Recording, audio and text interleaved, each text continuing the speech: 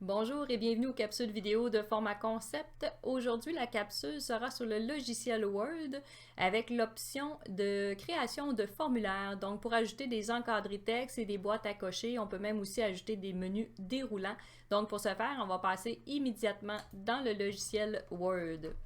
Donc, ici dans le logiciel, je dois avoir l'onglet Développeur. Si vous ne le voyez pas dans votre barre de menu en haut, on va cliquer sur Fichier et ensuite, on va aller dans la section Options. Dans Options, on a Personnaliser le ruban. En cliquant sur Personnaliser le ruban, vous allez aller cocher ici à côté de Développeur. Vous allez cocher la petite boîte, puis vous allez cliquer sur OK. À ce moment-là, vous allez voir apparaître automatiquement dans le menu en haut l'onglet Développeur.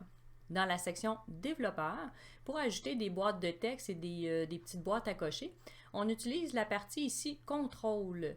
Je clique sur ma petite boîte à outils et pour le texte, je vais ajouter le petit AB ici, donc la zone d'édition.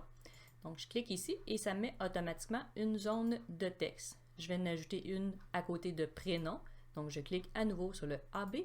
Et je peux aussi personnaliser la longueur de champ. Donc, si je veux pas, par exemple, si j'ai un formulaire avec plusieurs colonnes, puis je veux pas que les gens vont dépasser le nombre de caractères, donc je vais pouvoir le spécifier.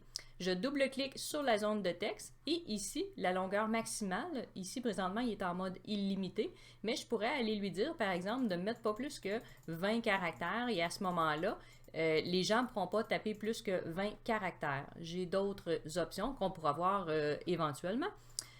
Ensuite, dans la section en bas, pour les boîtes à cocher, je vais cliquer à nouveau ma petite boîte à outils. Je vais insérer cette fois-ci la petite boîte à cocher avec le crochet. De cette façon, je vais faire un petit espace pour que ce soit plus clair. J'en ajoute une à côté du nom. Et cette fois-ci, je vais avoir mes petites boîtes à cocher. Ce qui est important de savoir quand on veut créer un mode en mode formulaire. Présentement, si j'essaye de vouloir cliquer, il va automatiquement m'ouvrir une boîte pour faire des options. Si je veux vraiment que ma boîte soit activée, je vais devoir restreindre mon formulaire maintenant.